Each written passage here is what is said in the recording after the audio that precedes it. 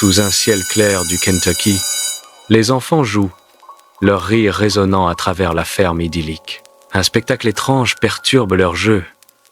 De petits morceaux de viande commencent à tomber du ciel. Les enfants s'arrêtent, leur jeu oublié, la confusion gravée sur leur visage.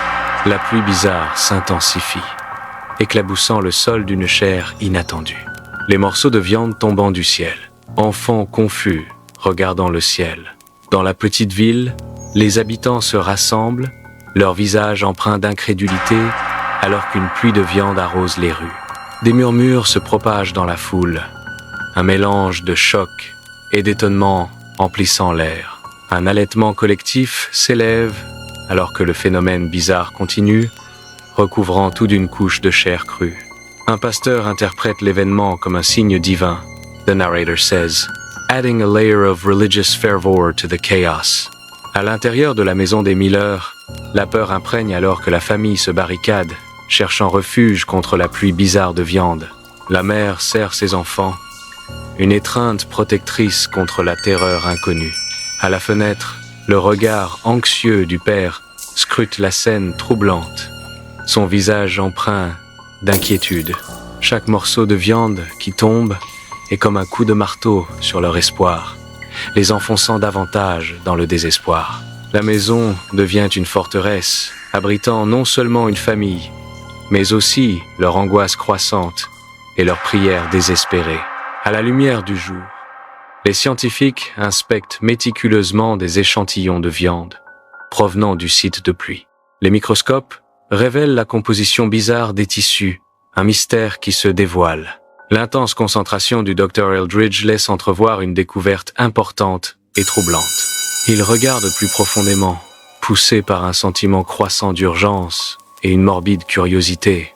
Tard dans la nuit, le Dr Eldridge examine attentivement les résultats de son analyse, le silence n'étant rompu que par le bruissement des pages. Il feuillette des volumes scientifiques, le front plissé par la concentration alors qu'il griffonne des notes à la lueur de la lampe.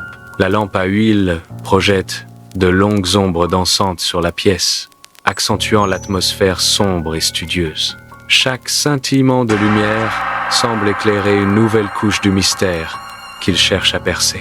La ferme devient un point central, alors que les journalistes affluent. Appareils photo crépitants, capturant les étranges conséquences d'une pluie de viande. Des spectateurs curieux se rassemblent, leurs visages mêlant fascination et incrédulité, alors qu'ils examinent l'étrange scène. Les journalistes tendaient leurs micros vers des habitants déconcertés, cherchant des réponses aux phénomènes inexplicables. Des murmures sceptiques se mêlent au bavardage enthousiaste, alors que les gens essaient de rationaliser l'averse inexplicable. La ferme, autrefois tranquille, bourdonne désormais d'activité, transformée en un spectacle étrange et inhabituel.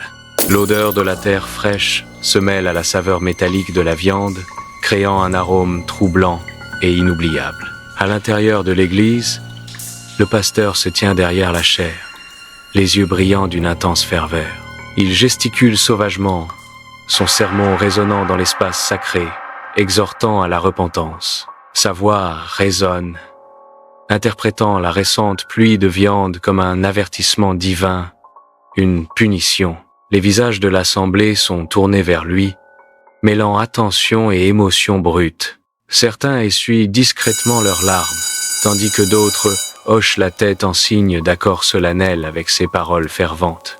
Dans une ferme du Kentucky, une équipe de tournage documente la légendaire pluie de viande.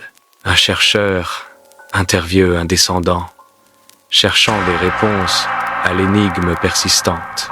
Les champs verts et vallonnés contrastent avec les histoires bizarres du passé. Les légendes locales persistent, alimentant les spéculations sur l'étrange phénomène